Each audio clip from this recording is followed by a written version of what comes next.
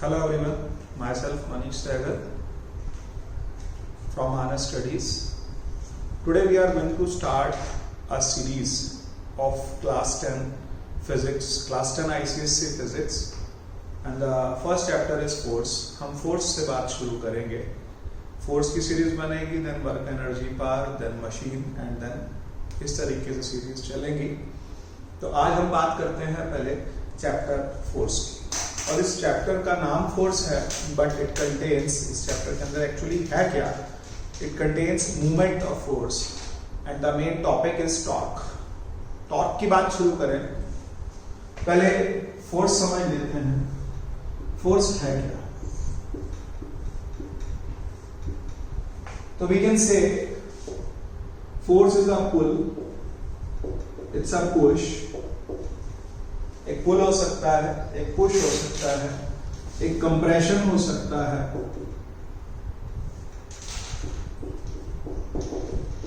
एक स्क्वीज हो सकता है. फोर्स इज यूज्ड, किस काम आ रहा है force? To change the state of rest.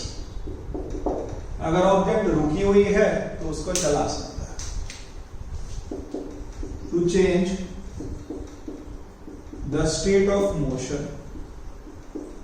अगर ऑब्जेक्ट चल रही है तो उसको रोक सकता है, डीएक्सेलरेट कर सकता है, एक्सेलरेट भी कर सकता है. To change डायरेक्शन, ये टॉपिक आज हमने करना है. To change the direction, object की डायरेक्शन को भी चेंज कर सकता है. स्टीयरिंग है कार का, वो क्या करेगा? वो डायरेक्शन को चेंज करेगा. फिर आती है बात टू चेंज शेप, साइज. अब आते हैं मोशन पर. कितने तरह की मोशंस हमारे पास हो सकती हैं? तो पहली मोशन आती है हमारे पास में rectilinear motion.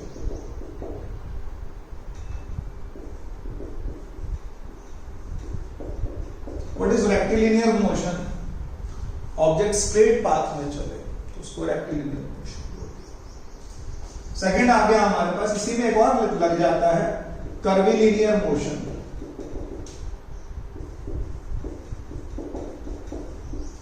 Object curved path में जा रही है, अगर कर्व्ड पाथ मिलता है तो उसको हम कर्विलिनियर मोशन बोलते हैं. कर्विलिनियर के साथ साथ हम आगे चलें तो एक आता है रोटेशनल मोशन.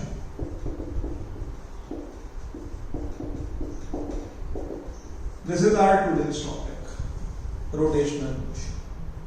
देखिए, एक ऑब्जेक्ट रखी हुई है, मान लिया ये बुक है, किसी सरफेस पर रखी है, मैंने उठाया, फोर्स लगा करके इसको आगे तक ले गया. ये हमारे पास ट्रांसलेशनल मोशन है.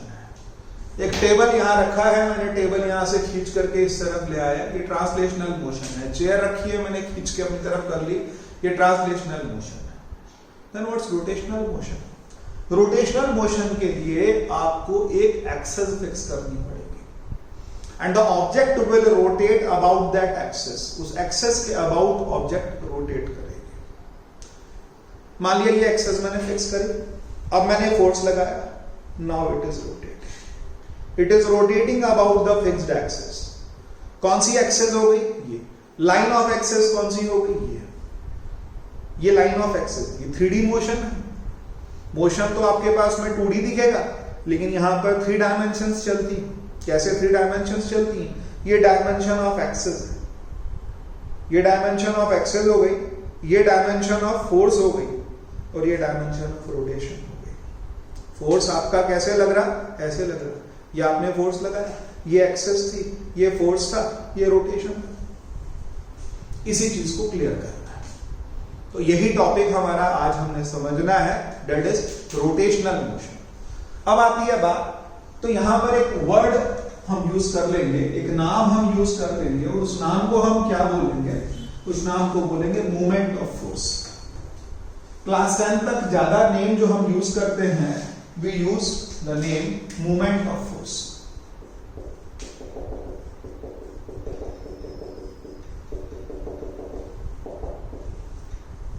आप इमेजिन करिए घर का गेट, दरवाजा, वो हिंजेस की हेल्प से फिक्स्ड हो रखा है एक साइड पर, हिंजेस ने उसको फिक्स कर दिया। इमेजिन ये भी करिए कि अगर दरवाजा हिंजेस में फिक्स नहीं है और आपने उसे ऐसे खींचा तो वो पूरा दरवाजा आपकी तरफ चल पड़ेगा। We are talking about movement of force. Movement of force क्या है? एक ऑब्जेक्ट को एक फिक्स्ड एक्सिस के अबाउट आपने रोटेट करना है। फिक्स्ड एक्सिस का मतलब ये एक्सिस हो गई फिक्स्ड, ये आपका लगाया हुआ फोर्स है, और ये फोर्स और एक्सिस के बीच का परपेंडिकुलर डिस्टेंस है। मैंने यहां वेक्टर बना दिया। क्लास 10 तक वेक्टर के नोटेशंस नहीं है, बट वी मस्ट नो कि फोर्स और परपेंडिकुलर डिस्टेंस इन दोनों की एक एक डायरेक्शन है। फोर्स की डायरेक्शन ये है, परपेंडिकुलर डिस्टेंस की डायरेक्शन ये है। ऐसे समझे, जैसे ये मोबाइल उठाया हमने, मैंने एक्सेस फिक्स कर दी, ये एक्सेस फिक्स हो गई, मैंने ये फोर्स लगाया, ये फोर्स लगाया, अब ये रोटेट कर रहा है। तो फॉर रोटेशनल मोशन ये मूव नहीं कर सकता। अगर एक्सेस फिक्स्ड है तो ये आगे मूव नहीं कर सकता, सिर्फ रोटेट करेगा।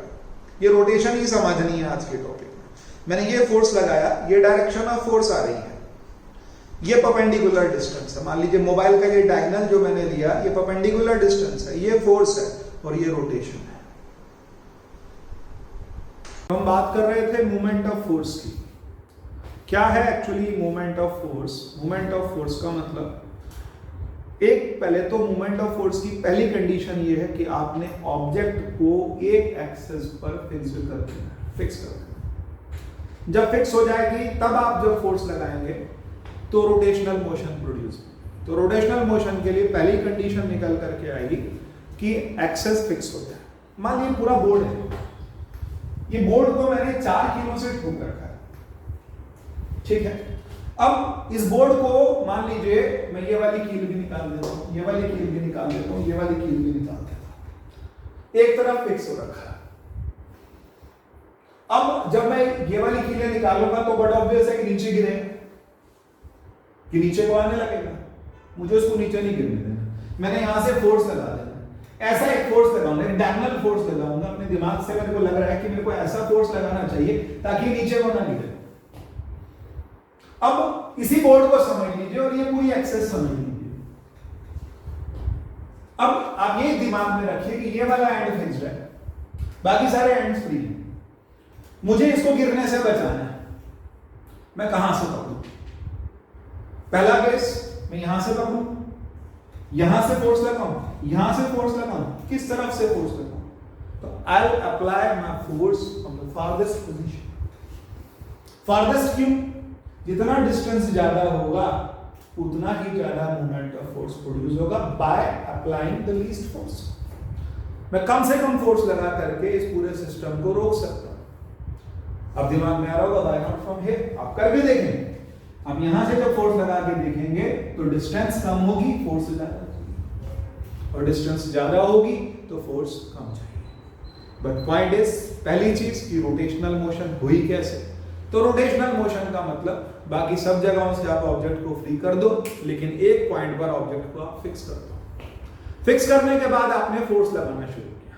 ये फिक्स्ड एक्सिस हो गई, ये डायरेक्शन ऑफ फोर्स हो गई, और ये रोटेशनल मोशन हो गई। तो हमारे पास ये रोटेशनल मोशन का एक एग्जांपल हुआ। एक एग्जांपल डोर का मैंने आपको दिया। गेट का एग्जांपल देखिए, बहुत छोटे में आपको ध्यान होगा। गेट पर हम उसको झूला बोलते हैं। झूला क्यों बोलते हैं? क्योंकि उसको एक जगह पर आपने फिक्स कर रखा, दूसरी जगह पर आप लोग हैं और आपने पैर रखा गेट पर और पूरे पर झूल गए। गेट पर झूले कैसे? गेट की एक एक्सिस फिक्स थी। ये रोटेशनल मोशन का एग्जांपल नहीं तो और किस चीज का एग्जांपल है? ये रोटेशनल मोशन का एग्जांपल है फैन का।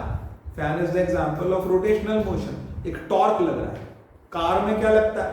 टॉर्क लगता है। जो रियर व्हील्स होते हैं उन पर टॉर्क लगता है, जिसकी वजह से गाड़ी कहां को जाती है? आगे। Let's come to numerical part. Numerical part क्या है? मूवमेंट ऑफ फोर्स का न्यूमेरिकल पार्ट देखते हैं।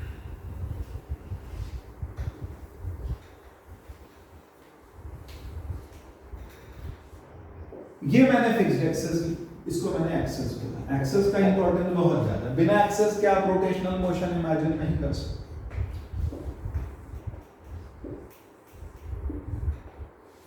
ये आपकी फिक्स्ड एक्सेस होगी, ये आपने फोर्स लगाया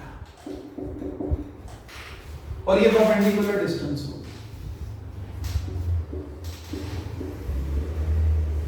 Then what is moment of force?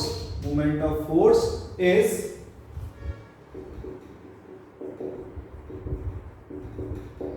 force into perpendicular distance. First thing is force, and R is what? Perpendicular distance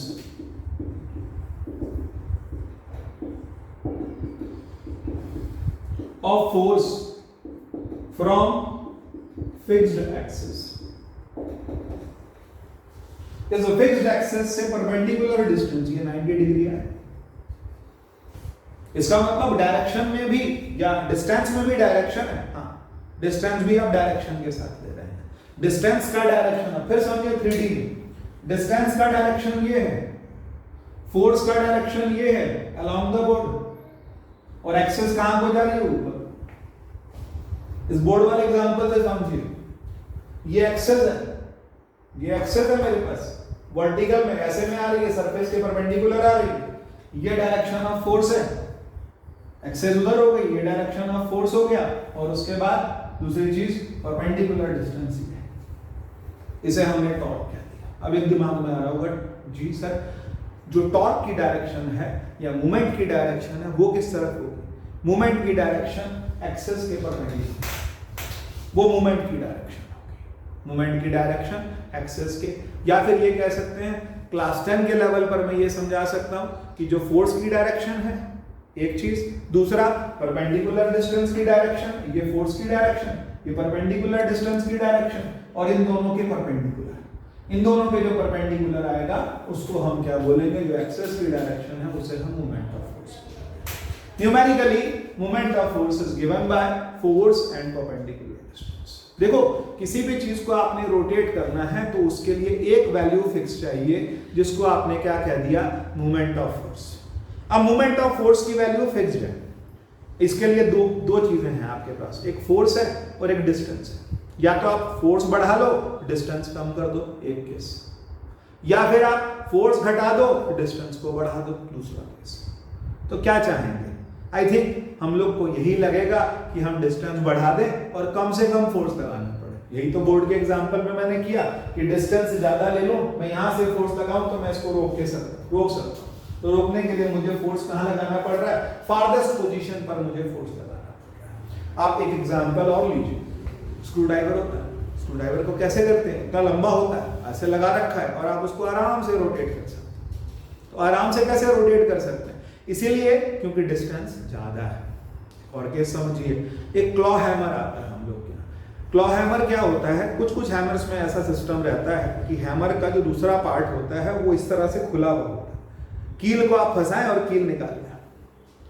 तो कील निकालने के लिए जो डिस्टेंस है ना, जो उसका जो हैंडल है वो लॉन्गेस्ट होना चाहिए। जितना लंबा हैंडल होगा आप कील में फंसाइए और निकाल लीजिए। पॉइंट इज डिस्टेंस ज्यादा होगी तो फोर्स कम चाहिए। देखो सिंपल सा एग्जांपल है, 10,000 को आप क्या लिख सकते हैं? 100 into 100, 1000 into 10, 10,000 into 1, 1 lakh into 1/10। आप एक तरफ एक वैल्यू बढ़ा रहे हैं, दूसरी वैल्यू घट रही है, दोनों का प्रोडक्ट कितना आ रहा है? 10,000 का आ रहा है। हमको मोमेंट ऑफ फोर्स प्रोड्यूस करना है। मोमेंट ऑफ फोर्स प्रोड्यूस करने के लिए हम क्या करेंगे? अगर हम क्या करेंगे? डिस्टेंस को बढ़ाएंगे तो हमें कम फोर्स चाहिए।